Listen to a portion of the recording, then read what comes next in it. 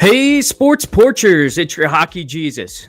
And I'm back with analysis of a 5-2 loss in Winnipeg's for the Pittsburgh Penguins. Well, tonight, the Penguins couldn't extend their streak to 9 games.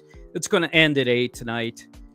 Really, this afternoon, let's face it. They just weren't in this game from the very beginning. 2 goals in the first 3 minutes for the Winnipeg Jets. Hey, speed kills. What can I say? When you got that much speed and you're as talented as the Winnipeg Jets, Penguins were in first place in the NHL. We knew that wouldn't last. Come on, let's face it.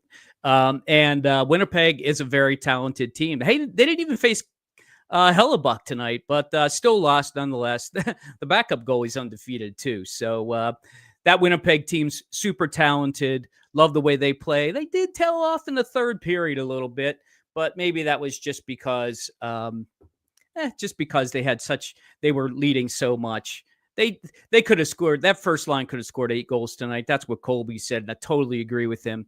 The other thing the Pens had going against them tonight, this afternoon, was that Brazeau was kind of a surprise out. He has an upper body injury, and he's day-to-day. So Tomasino gets called up off the scratch line and joins the second line and really did nothing with them all night. Tough afternoon for Sheloff. He was .833, save percentage at 1 point tonight.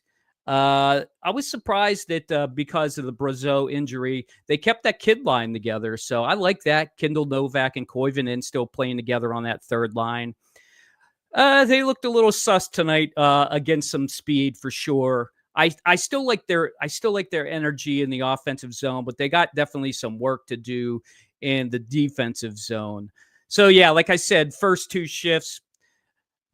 The thing that really bothered me was Brunick and Pickering were playing together for the very first time. They get a start, and on the very first shift, they give up a goal. And the second time they were out there, they also gave up a goal. So in their first 2 shifts together, they give up goals when they played together. They were immediately separated after that. Maybe they're just not ready to play together yet. That's okay. Hey, that's all part of what's going to happen for the Pittsburgh Penguins this season. You're going to have that where you don't know how well the rookie's going to play together. The one thing that Muse did tonight that kind of bugged me a little bit was, they had Dewar start the game because, he's from Winnipeg. He grew up in the Pods, pretty close to Winnipeg, close enough. As close as you can get to Winnipeg, I guess. To me, that's a little too cute. And I think it contributed to that first goal, honestly. The Penguins outshot Winnipeg in the first period, 11-8. But in the second period, once again, it was all Winnipeg. Brunicky fell down at the blue line, give up the third goal. And that fourth goal on that shorthanded penalty shot. Yes, that's right. I said shorthanded penalty shot. Sheloff just blew up through his stick. I don't even remember who it was. I think it was Connor. Maybe it was Scheifele. I think it was Connor. And what are you going to do? He totally misplayed that puck as it was coming down, and he threw his stick at it. That's a penalty shot. He definitely threw his stick. But that is rare. I don't even know if I've ever seen that before, where it was a penalty shot that ended up being a shorthanded goal. That was pretty bizarre. No doubt about that. Something I want to try tonight for the first time. I'm going to call this HJ's highlight of the night.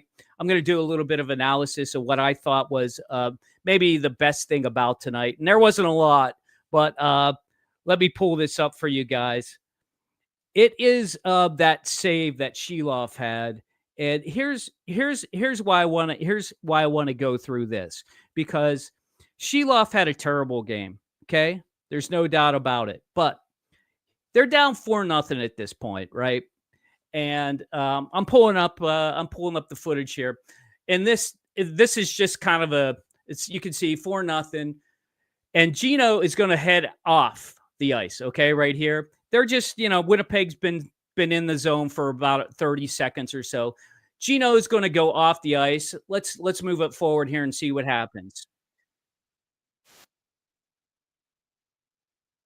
So Shea got it. You can see Mantha and Tomasino are still on the ice. Tomasino's going to try and get it up, but Gino's not there. He went to make a change. So nobody's there. And what happened? Kindle's trying to get on, but as you can see here, he's going to get on a little right there. He missed it right there. Now, Letang's pinching, probably ill-advised pinch right there. And you can see these two guys, they're going to head up the ice and watch what happens. Oh, boy. There's really nothing Shea can do at this point. You can see Kindle's trying to get back, but it's a 2-on-1 at this point. You're hung out to dry. You know, Shea could go down here and try and stop the pass, but Shifley makes a great pass over to the Velarde, and watch what happens. Watch what happens right here. Sheloff. Oh my God, he just robbed him on that play. Wasn't that was beautiful. And here's the thing about that. It's 4-0.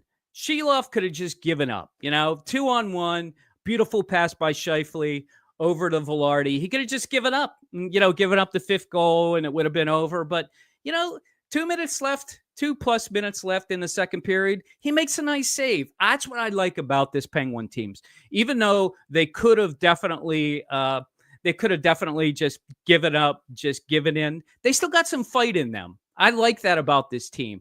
I didn't see that last year with the Penguins, and I like to see that. Sheloff, once again, had a terrible night, had a really rough night, but to me, that shows that Muse has got them thinking that they can be in it no matter what. I liked it. I like that a lot. And what happened? Sid gets a power play goal at the end of the period, made it 4-1. They were mixing up the line a little bit. They had Sid and Gino playing together. Those guys just don't have any speed anymore. I'm sorry, 39 and 38-year-olds out there. But whatever, I get it. Got to mix it up. Why not put Sid and Gino together out there? Lizotte gets a gritty goal, makes it 4-2, but it wasn't enough. Honestly, Winnipeg was in control this whole game. Kyle Connor finally gets the empty net. The Pittsburgh Penguins are outshot 14-7 in the third period. And that was really it. I mean, Winnipeg's definitely the better team tonight. They deserve the win.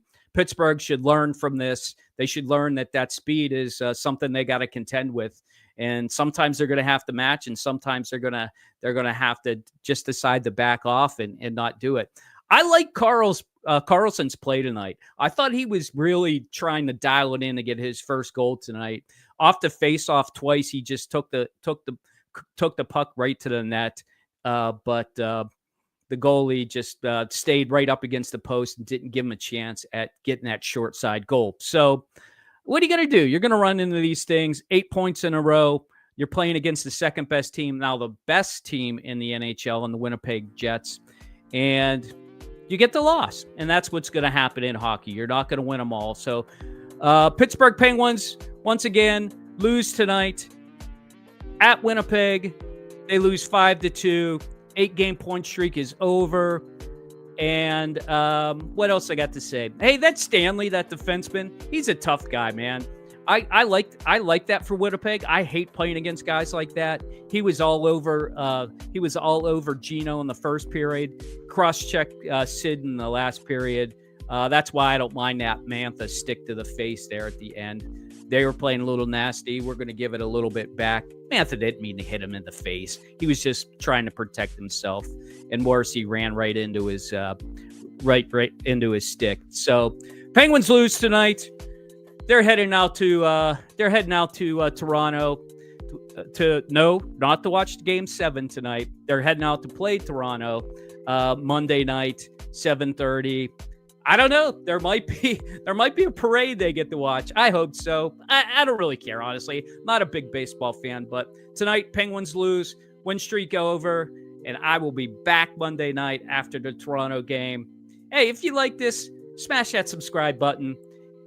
I'm here after every single Pittsburgh Penguins game. I hope you can join me. I'm going to have that highlight after every game. I hope you enjoy that feature because it's going to be with us the rest of the season. So, hey, until Monday night, enjoy the hockey. I'll see you in the next one.